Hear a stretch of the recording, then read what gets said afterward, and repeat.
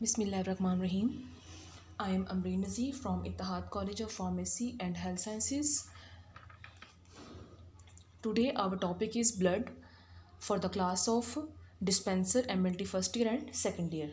तो आज का जो हमारा टॉपिक है स्टूडेंट्स वो है ब्लड। आज हम बात करेंगे ब्लड के बारे में कि ब्लड क्या है। ब्लड जो है वो एक फ्लूइड कनेक्टिव टिश्यू है।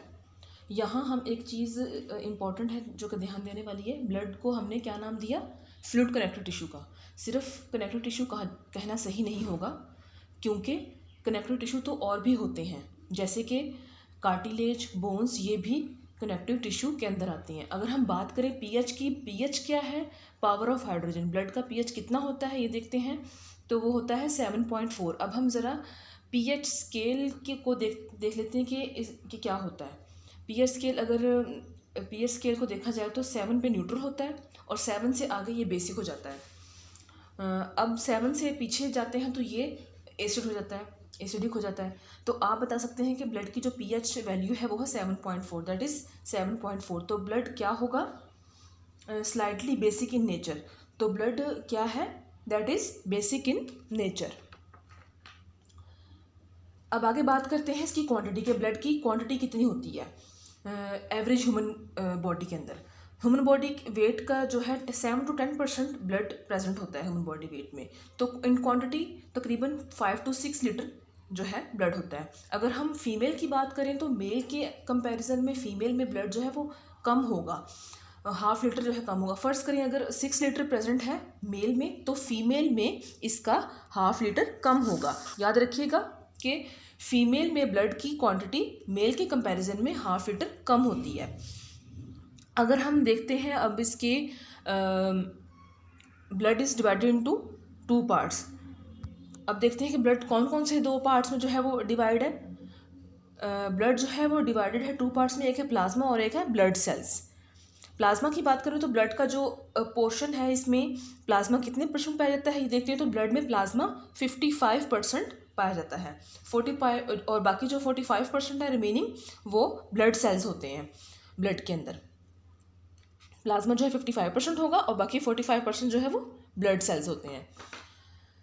तो प्लाज्मा जो है वो फर्दर डिवाइडेड होता है, वाटर, प्रोटीन, सॉल्ट्स और ग्लूकोज से मिलकर बनता है प्लाज्मा। प्लाज्मा जो खुद है वो 100% है और प्लाज्मा का जो 90% है वो वाटर होगा, और ग्लूकोज, प्रोटीन, सॉल्ट्स जो है वो तीनों मिलकर 10% बनाते हैं प्लाज्मा में। 90% प्लाज्मा का जो है वो वाटर होगा और बाकी जो 10% है वो प्रोटीन, साल्ट और ग्लूकोज होंगे। तो अब देख लेते हैं प्लाज्मा का जो फंक्शन क्या है वो देख लेते हैं। फंक्शन इसका ये है, प्लाज्मा का इसका जो बेसिक फंक्शन है, अभी हमने क्या पढ़ा था कि ब्लड क्या है। ब्लड एक फ्लूइड कनेक्टिव टिश्यू है। कनेक्टिव मतलब कनेक्टिविटी को बढ़ाना, मतलब एक पार्ट को दूसरे पार्ट के यहाँ से वहाँ लेकर जाना। तो कनेक्टिव तो बेसिकली कनेक्ट कर रहा है। तो फ्लूइड क्या होता है, जो फ्लो कर सकता है वो फ्लूइड है। तो ब्लड जो है वो कैसे फ्लो कर पा रहा है, कैसे फ्लो मतलब कर रहा है। हमने बाकी भी कनेक्टिव टिश्यू हैं, हमने कहा बाकी भी जो है वो कनेक्टिव टिश्यू हैं, लाइक बोन्स, कार्टिलेज, तो वो फ्लो नहीं कर सकते। दैट इज़ वाई वो कनेक्टिव टिश्यू फ्लूइड नहीं है, क्योंकि वो फ्लो नहीं कर सकते। ब्लड जो है वो फ्लूइड कनेक्टिव टिश्यू क्योंकि वो फ्लो कर सकता है, but blood is fluid connective tissue क्योंकि ये फ्लो कर पा रहा है। तो ब्लड कैसे फ्लो कर पा रहा है, प्लाज्मा जो है ब्लड का लिक्विड पार्ट है, तो that is why blood can flow. तो प्लाज्मा के फंक्शन ये हुआ कि transport oxygen, carbon dioxide, digested food, excretory material, plasma इन सबको कैरी करता है एक जगह से दूसरी जगह। तो ये था प्लाज्मा के अबाउट, और ये प्लाज्मा का फंक्शन है, क्योंकि प्लाज्मा जो है वो oxygen, carbon dioxide, digested food और एक्सक्रीटरी जो मटेरियल है उनको एक जगह से दूसरी जगह जो है वो कैरी करता है। अब हम बात करते हैं ब्लड सेल्स की।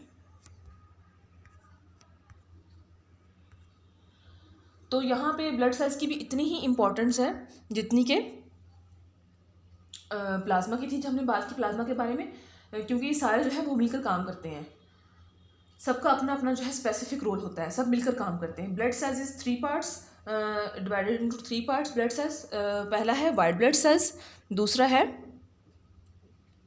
Red blood cells, white blood cells और प्लेटलेट्स। सबसे पहले हम बात करेंगे रेड ब्लड सेल्स की, कि रेड ब्लड सेल्स क्या होते हैं। White blood cells, red blood cells और प्लेटलेट्स ये तीनों मिलकर जो है वो ब्लड सेल्स बनाते हैं। हम स्टार्ट लेते हैं रेड ब्लड सेल्स से। रेड ब्लड सेल्स को डिस्कस करते हैं कि क्या है रेड ब्लड सेल, यानी कि ब्लड सेल्स या कॉर्पसल्स। ये इनका जो साइंटिफिक नेम है वो है एरिथ्रोसाइट्स। एरिथ्रोसाइट्स का साइंटिफिक नेम है। रेड ब्लड सेल्स ब्लड का इंपॉर्टेंट पार्ट है। रेड ब्लड सेल्स को जो क्वांटिटी है ज़्यादा होती है, प्रेजेंट इन लार्ज क्वांटिटी। अब बात करते हैं इसकी फॉर्मेशन की। रेड ब्लड सेल्स जो है वो कहाँ बनता है? रेड ब्लड सेल्स बनता है बोन मैरो में। अगर हम इसकी स्ट्रक्चर देखें तो बोन मैरो के हॉलो पार्ट में रेड ब्लड सेल्स बनता है। अगर हम बात करें इसकी डेथ की, तो ये स्प्लीन और लिवर में जो है इसकी डेथ होती है। और अगर हम इसकी बात करते हैं इसकी लाइफ स्पैन की, तो इसका जो लाइफ स्पैन है रेड ब्लड सेल्स का वो 90 to 120 डेज है इसका life span. This was life span. तो अब हम एक इम्पॉर्टेंट पार्ट को डिस्कस करते हैं। अब हम सब जानते हैं कि ब्लड जो है वो रेड इन कलर होता है बिकॉज ऑफ हीमोग्लोबिन। अब हीमोग्लोबिन में ऐसा क्या है, कौन सा पार्ट है